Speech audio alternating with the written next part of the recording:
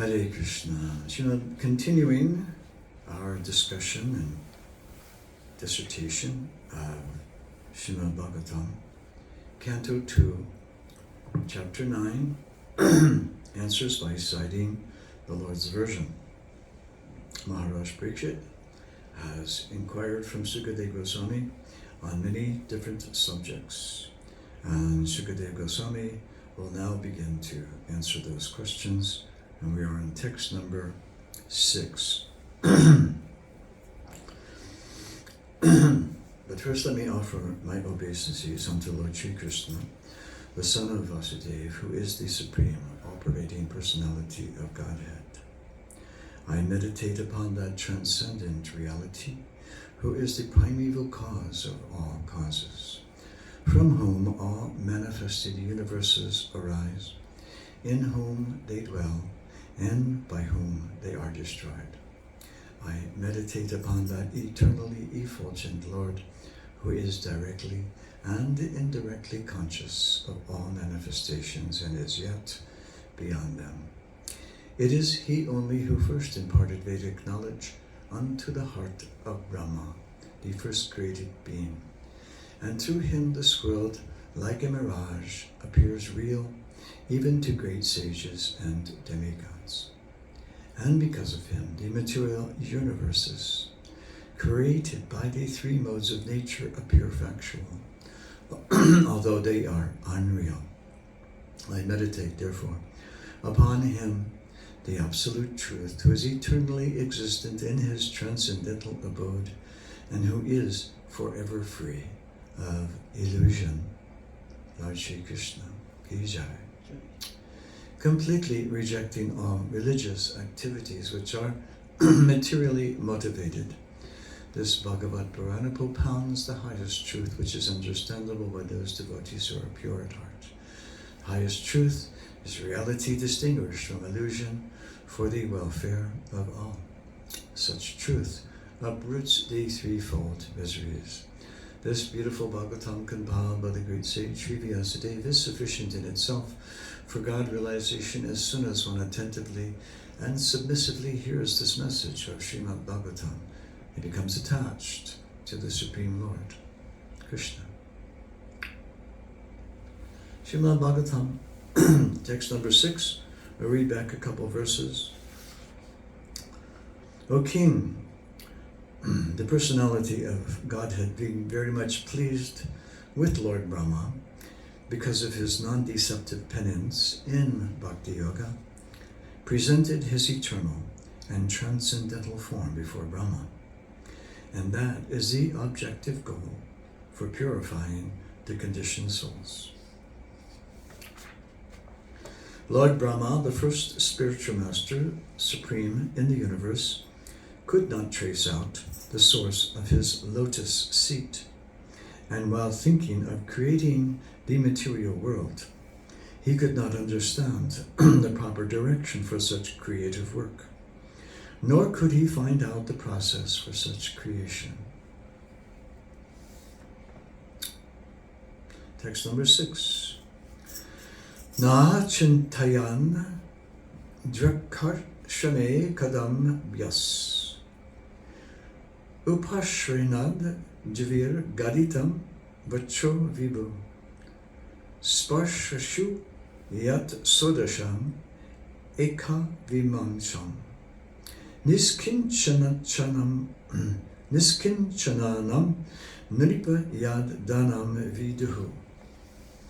While engaged in thinking, translation by Srila Prabhupada, while engaged in thinking in the water, Brahmaji heard twice from nearby 2 syllables. They were joined together. One of the syllables was taken from the 16th and the other from the 21st of the Sparsha alphabets, and both joined to become the wealth of the renounced order of life. While thus engaged in thinking in the water, Brahmaji heard twice from nearby 2 syllables joined together. One of the syllables was taken from the 16th and the other from the 21st of the Sparsha alphabets, and both joined to become the wealth of the renounced order of life. Sukadeva Swami ki jai. Srila Prabhupada. In Sanskrit language, the consonant alphabets are divided into two divisions, namely the Sparsha Varnas and the Talavya Varnas. From Ka, K-A, to Ma, M-A, the letters are known as the Sparsha Varnas. And the 16th of the group is called Ta, T-A, whereas the 21st letter is called Pa, P-A. So when they are joined together, the word tapa, or penance, is constructed. This penance is the beauty and the wealth of the Brahmanas and the renounced order of life. According to the Bhagavad philosophy, every human being is meant simply for this tapa and for no other business.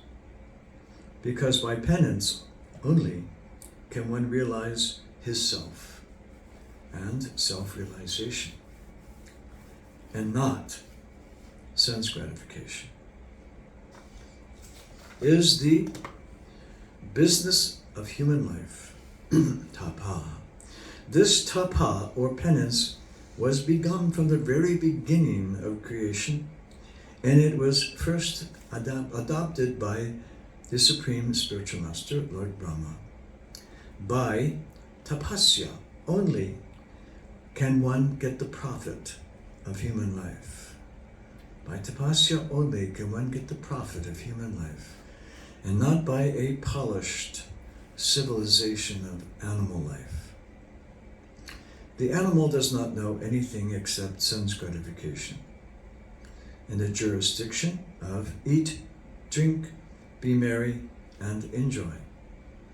But the human being is made to undergo tapasya for going back home, back to Godhead.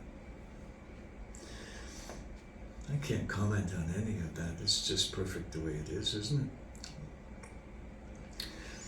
But the tapasya in this age for us, maybe I comment too, the tapasya in this age is for us to restrain ourselves from the sense gratification. As Hailo Chandas Thakur, he says like that in the Parama Karuna prayer, the translation. There's only one restriction, and that you have to avoid the sense gratification. That is, allowing your mind and senses to become attached to enjoying this material world, knowing through knowledge that it is a futile attempt to become happy. Now, that's the only restriction. On the other side of the equation, the tapasya, or the penance, or the sacrifice, is chanting the holy names and dancing and taking prasadam. So what's the problem? There's no problem. So this is the penance for recommended for us, for those poor, wretched, short-lived souls of Kali Yuga, is to chant the holy names of the Supreme and do some dancing and some feasting. Not a bad program, actually. And avoid trying to avoid the pools of the sense gratification, which we have amply experienced in our lives, and try to avoid those things. And it's easier to avoid them when you engage actually in the process properly. You get a higher taste, and therefore those other things, they diminish their appeal. So that's our recommended penance and austerities for our age and our time. It's not really difficult. And then, and of course, Lord Chaitanya, Lord Nityananda, all the acharyas, they know that those in Kali Yuga are going to have a hard time restricting themselves from sense gratification. That's why it's made it so accommodating. Beautiful foodstuffs, a beautiful temple, beautiful deities, beautiful artiques, beautiful everything. Feast the eyes on those things rather than the items of sense gratification in this world. When Lord Brahma was perplexed as about how to construct the material manifestations in the universe, he went down within the water to find out the means and the source of his lotus seat. And he heard the word tapa, vibrated twice. To take the path of tapa is the second birth of the desiring disciple. The word upashanat is very significant. It is similar to apanayana, or bringing the disciple nearer to the spiritual master for the path of tapa. So Brahmaji was thus initiated by Lord Krishna, and this fact is corroborated by Brahmaji himself in his book, the Brahma Samhita. Govindam Adi Purusham Tamaham Bhajami. So, this is amazing how Prabhupada can get so serious. He's very serious in this mood. His mood is very, let's say, academically perfect, and yet not lacking any flavors or mellows or emotions.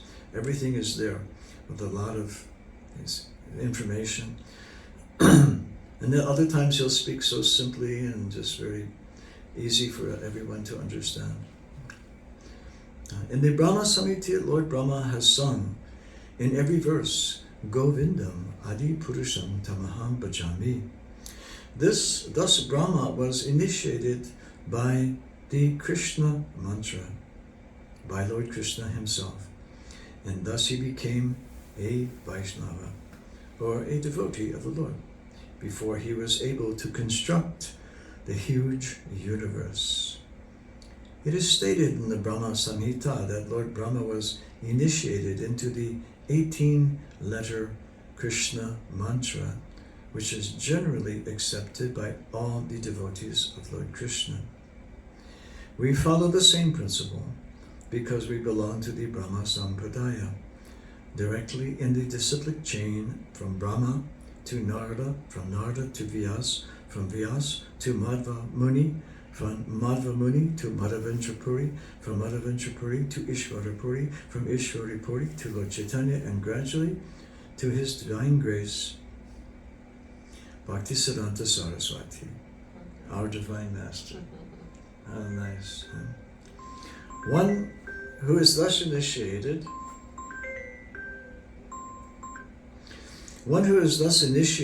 in the disciplic succession is able to achieve the same result or power of creation. Chanting of this holy mantra is the only shelter of the desireless, pure devotee. Desireless means no material desires. Of the desireless, pure devotee of the Lord. Simply by such tapasya or penance, the devotee of the Lord achieves all perfections, just like Lord Brahma. Hare Krishna. Nice, huh? All right, we'll stop here. Srila Prabhupada ki jai.